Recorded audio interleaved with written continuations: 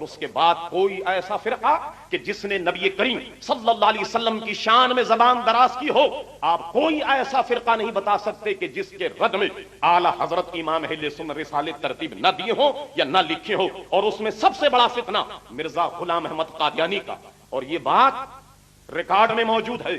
اہل حدیث حضرات کے بہت بڑے عالم ثناء اللہ امرتسری نے تو جناب 1912 میں نہایت دھوکے میں یہ فتویٰ جاری کر دیا اور سمجھ نہیں پائے کہ قادیانیوں کے پیچھے نماز جائز، نماز تک جواز کا فتویٰ دے دیا گیا. عزیزان گرامی، امام اہل سنت نے کئی رسائل گویا حضور علیہ الصلوۃ والسلام کے ختم نبوت کے سلسلے میں تحریر فرمائے. ایک بورڈ بنا اور وہ علماء کی نگرانی میں رہا اور مسلسل وہاں سے مرزا غلام احمد قادیانی کے خلاف رسائل شائع ہوتے رہے.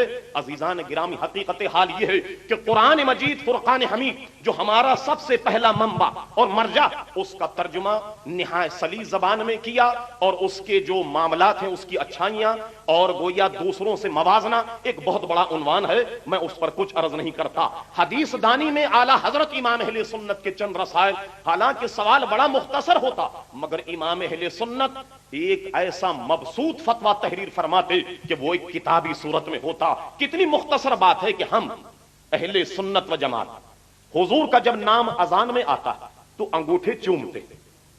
یہ بڑی مختصر سی بات ہے. اور اس پر مرکزی روایت ملا علی قاری رحمت اللہ تعالی نے موضوعات کبیر میں تحریر فرمائی.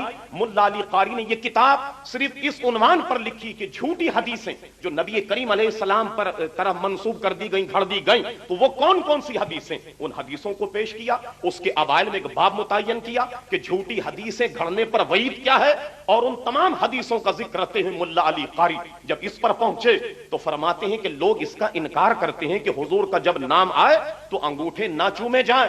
میں ملا علی قاری کہتا ہوں کہ جب یہ بات صدیق اکبر سے ثابت ہے تو کیا کسی اور دلیل کی ضرورت ہے؟ اعلی حضرت امام اہل سنت صرف اس مسئلے پر جو مبسوط فتویٰ لکھا ہے وہ فن حدیث پر ایک بہت شاندار فتویٰ ہے جس کو دیکھا جا سکتا ہے. عزیزان گرامی، حقیقت حال یہ ہے کہ آپ کے فتاوے حرم شریف کے حافظ جو وہاں کے نگراں تھے، لائبریرین تھے، انہوں نے چند فتاوے دیکھے، وہ کہنے پر مجبور ہو گئے کہ مولانا احمد رضا خان، اگر تمہارے فتاوے امام اعظم ابو حنیفہ دیکھتے تو ان کی آنکھیں ٹھنڈی ہوتی اور وہ آپ کو اپنے شاگردوں میں گنتے.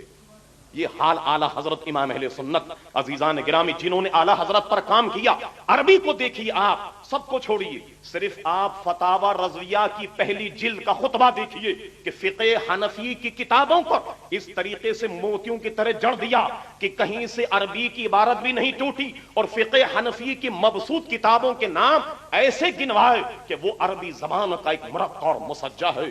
فارسی میں بھی کلام کیا جیسا کہ مجھ سے قبل حضرات گرامی نے خطاب فرمایا، اور اردو میں اللہ اکبر، اردو میں تو ان کو ایسی قدرت حاصل تھی کہ لگتا یہ ہے کہ جب شاعری کرتے ہیں تو لفظوں کا اور گویا الفاظ معنی کا ایک بحر ذخار ہے. اور یوں کہتے ہیں کہ زمین و زمان تمہارے لیے، مکین و مکان تمہارے لیے، چنین و چنا تمہارے لیے، بنے دو جہاں تمہارے لیے، دہن میں زبان تمہارے لیے، بدن میں ہے جان تمہارے لیے، ہم آئے یہاں تمہارے لیے، اٹھیں بھی وہاں تمہارے لیے. کہتے ہیں نہ عرش بری، نہ لوح مبین، نہ روح امی، کوئی بھی کہیں خبر ہی نہیں، جو رمزیں کھلی ازل کی نہا تمہارے لیے.